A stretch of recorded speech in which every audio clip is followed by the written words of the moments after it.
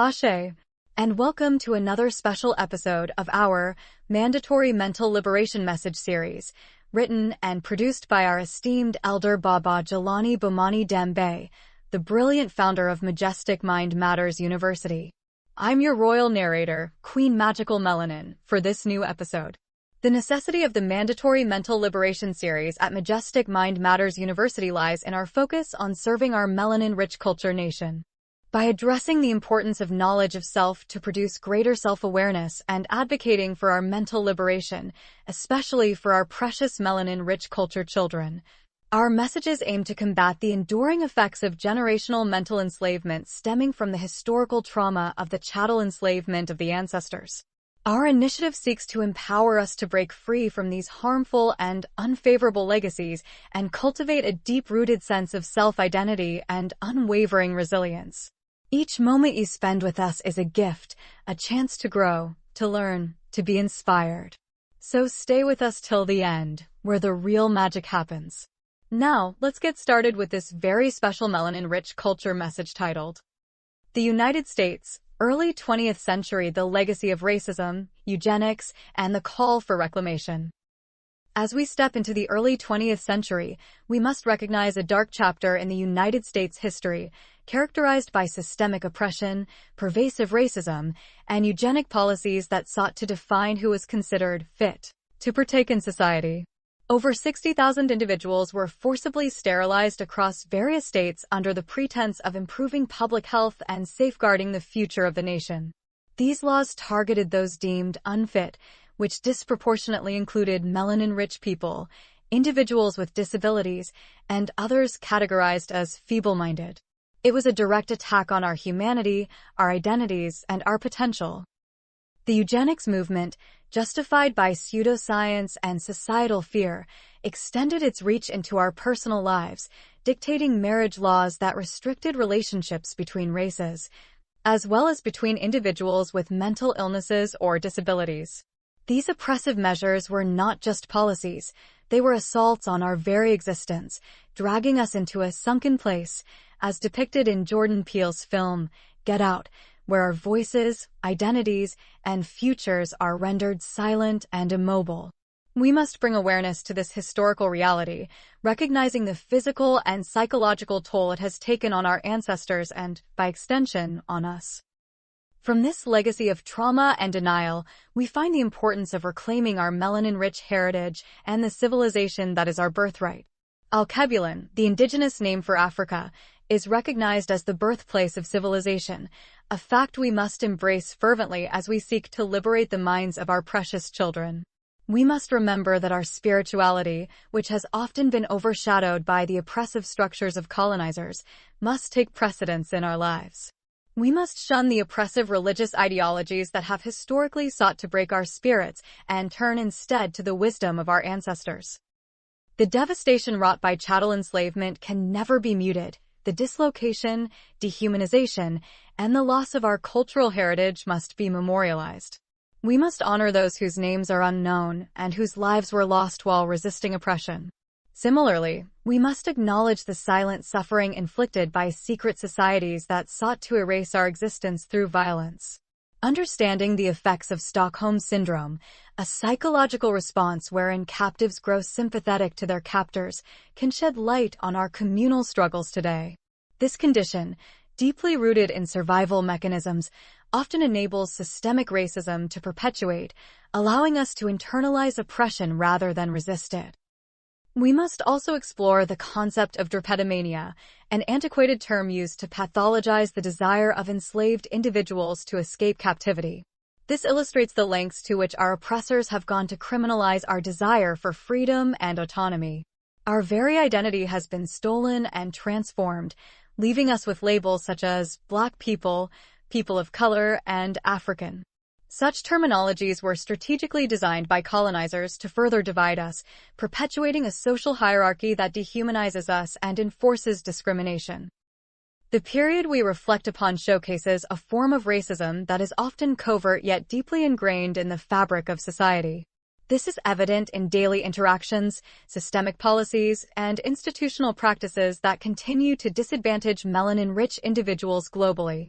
For example, one could argue that meritorious manumission, essentially the act of rewarding enslaved individuals for good behavior, still manifests today in modern forms of economic disparity.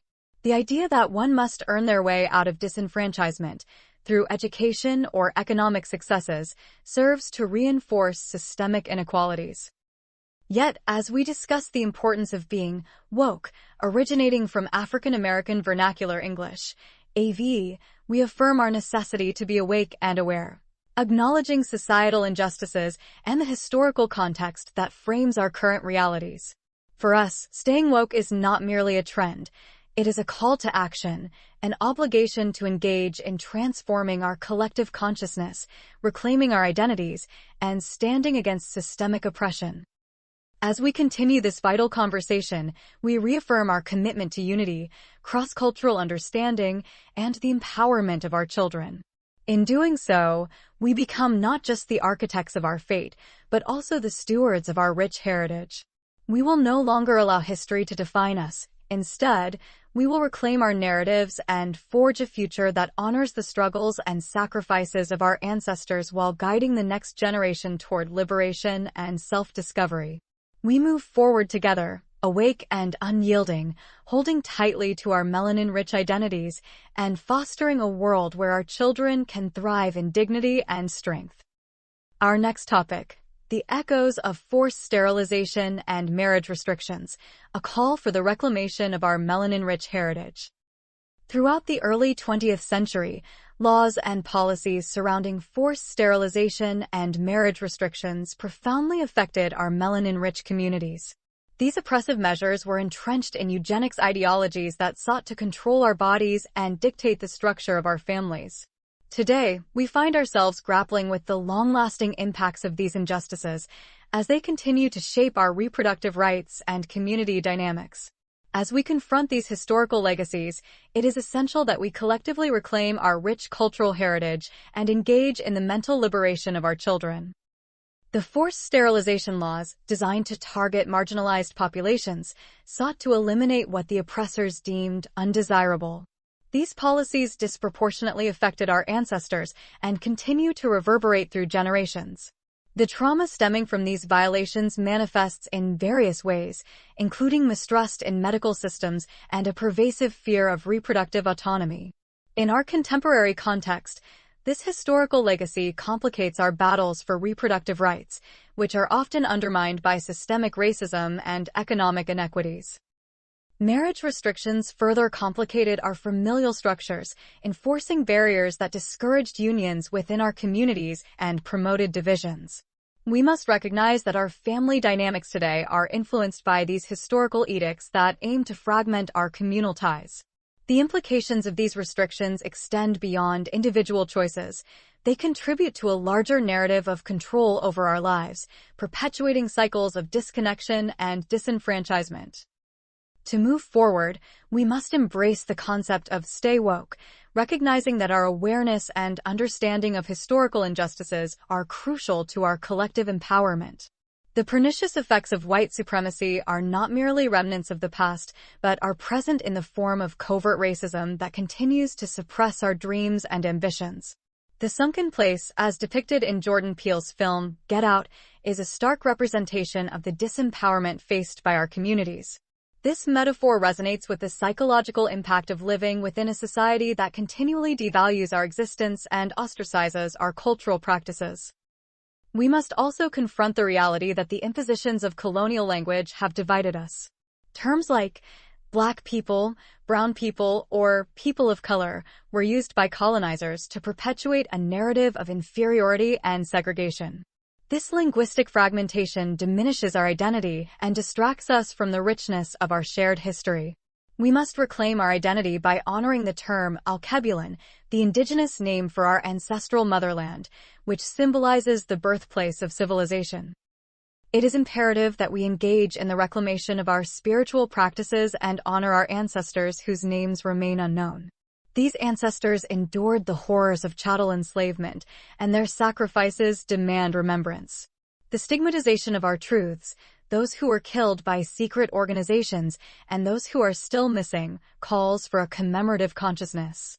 Recognizing the impact of Stockholm Syndrome, we must acknowledge how our connection to the oppressors blinds us to the necessity of solidarity within our own communities. Furthermore, we must examine the notion of drapetomania, the condition used to pathologize the desire for freedom among enslaved people. This historical psychological manipulation has informed modern perceptions of our struggles and continues to influence the way we are viewed and treated within society. Today, we face systemic discrimination that, while perhaps more covert, remains insidious and debilitating. Meritorious manumission, whereby enslaved individuals could earn their freedom through good behavior, still echoes in contemporary dynamics. We often find ourselves in systems that demand we prove our worthiness, whether through socioeconomic achievement or acceptance within mainstream society. This reinforces the structures of oppression rather than dismantling them. The historical injustices of forced sterilization and marriage restrictions have left indelible marks on our communities. We must reclaim our narratives to empower future generations. Our children deserve a legacy grounded in knowledge of self, heritage, and the resilience of our ancestors.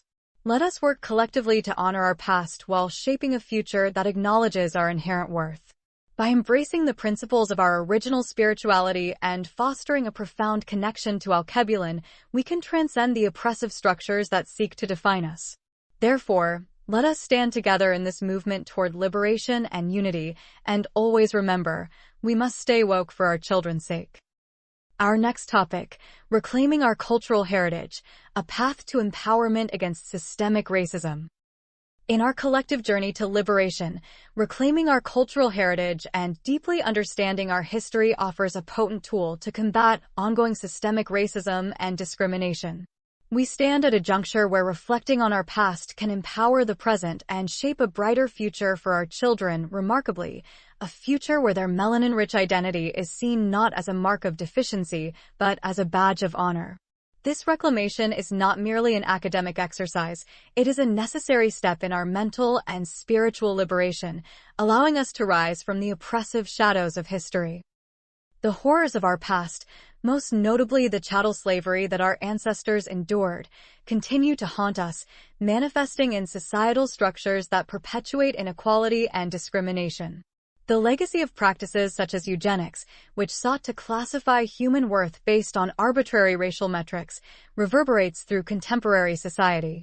The ideologies underpinning eugenics persist in various modern forms, from biased criminal justice systems to educational inequities, often consciously or unconsciously favoring a particular demographic while marginalizing others.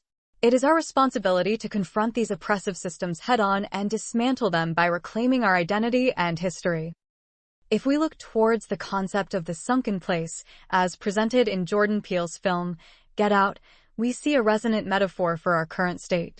Many of us remain trapped in a mental and emotional state that dulls our awareness of our cultural prowess and history, perpetuating cycles of ignorance that are detrimental to our collective well-being. In this sunken place, our struggle for self-identity is compounded by the need to assimilate to oppressive narratives concocted by those who seek to subjugate us.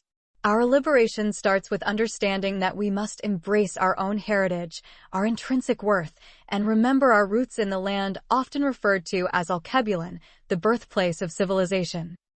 To cultivate mental liberation, we must engage ourselves and our children with pride in our rich cultural heritage and its significant contributions to global civilization. Embracing our original spirituality, which honors our ancestors and recounts their sacrifices, fosters an organic sense of identity that strengthens our resolve against the oppressor. Our recollection of unsung heroes, those whose names have faded into obscurity due to systemic erasure, becomes a powerful act of remembrance and rebellion. We owe it to our ancestors to ensure their stories are not lost. To fully grasp the extent to which systemic oppression affects us, we need to recognize the implications of constructs such as Stockholm Syndrome, where we internalize the beliefs and values of our oppressors, undermining our liberation. This internal conflict results in the dichotomy between cultural pride and systemic shame, leading to psychological barriers that hinder our progress. Moreover, Terms such as Black people, brown people, and people of color are tools of colonial language designed to fracture our unity and obscure the magnificence of our diverse heritages. By dismissing these labels and cultivating a shared understanding rooted in our common history, we can resist societal attempts to divide us. The psychological ramifications of racism today are often more covert. Discrimination manifests in subtler, yet equally destructive ways, influencing our economic status, educational opportunities, and social mobility. We have witnessed the remnants of meritorious manumission, the historical practice where enslaved individuals could earn their freedom through exceptional service, echoing in contemporary dynamics. This contemporary version often manifests in the notion that we must surpass others to prove our worth, constantly striving for validation from structures that were never meant to respect our humanity. In this, we risk perpetuating a cycle where individual achievements are lauded at the expense of our collective identity and progress. To be woke is an active state requiring constant awareness and engagement in addressing racial injustices. It is our duty to ensure that future generations grow up with an understanding of their heritage, fortified against the systemic racism that persists. We must join forces globally and reject the hegemonic interpretations of our identities. By erasing the damaging divide, we foster a community centered in love, understanding, and resilience. In reclaiming our melanin-rich cultural heritage, we not only advocate for ourselves, but also empower our children to understand who they are, ensuring they inherit a world where their identity is celebrated. We must act, and we must act now, ensuring that our legacy is one of empowerment, unity, and resilience against injustices that have plagued us for too long. By honoring our past and embracing our cultural identity, we forge a future dedicated to dismantling systemic racism, asserting our rightful place in the world with dignity and pride. The conclusion: active memorialization and collective healing, reclaiming our heritage.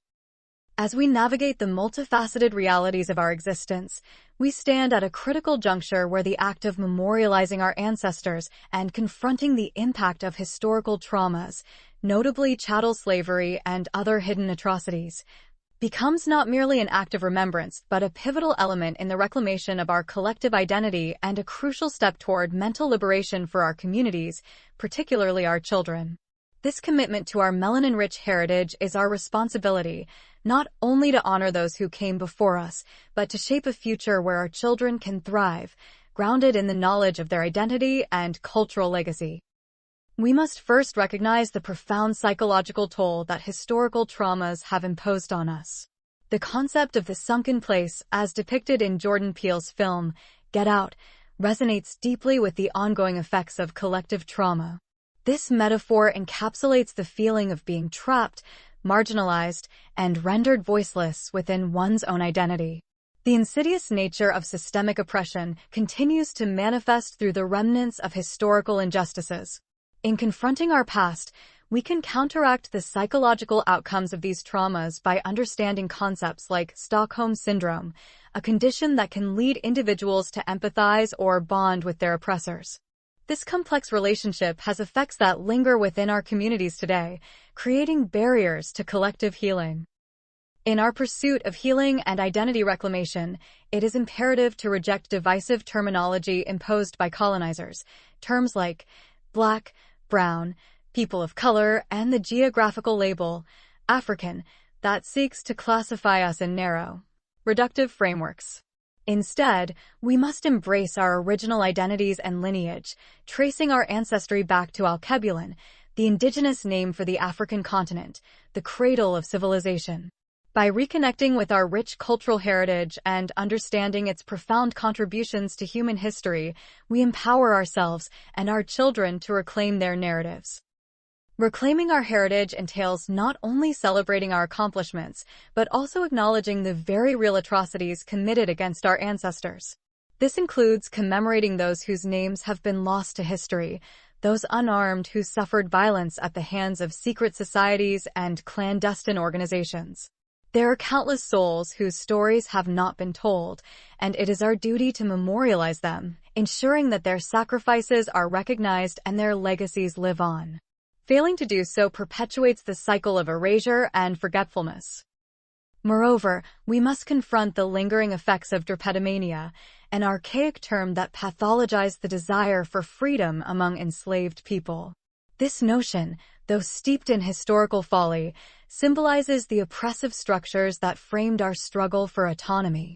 The internalization of such dehumanizing ideologies leads to a mental transformation where we may question our self-worth.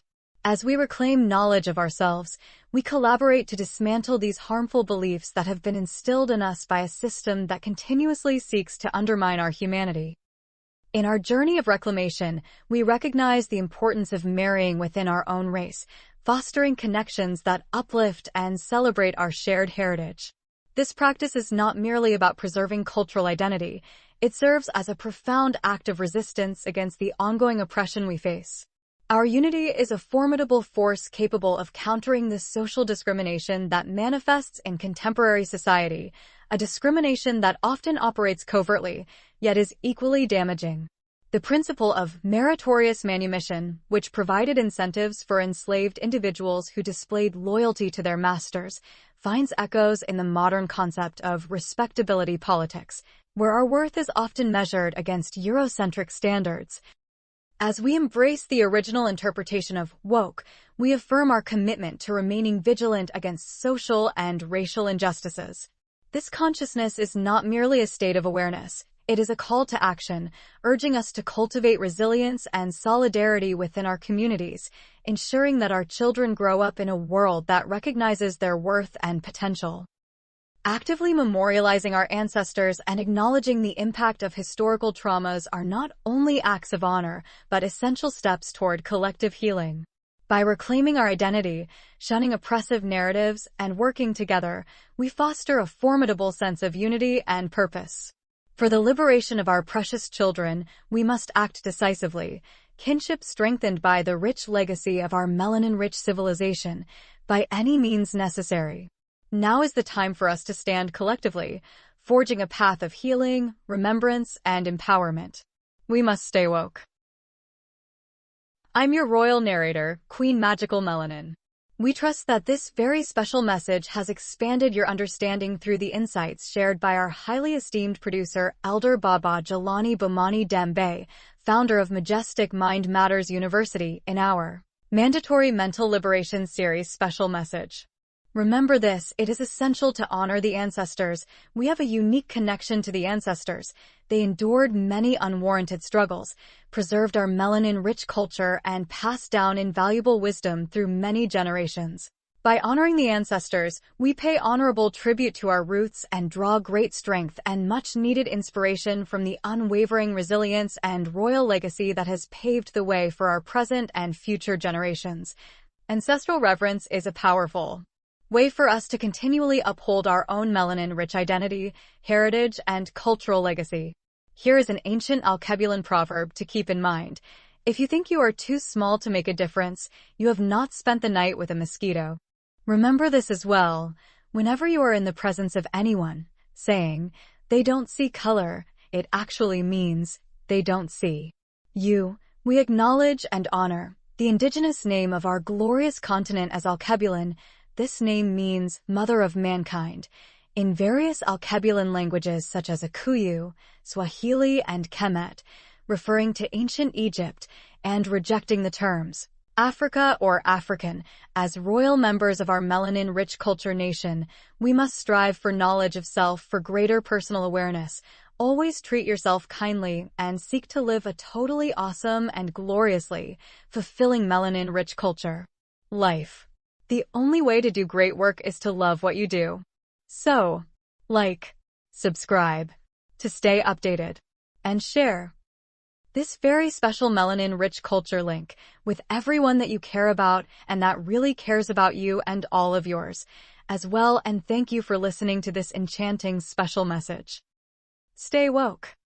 Ashe.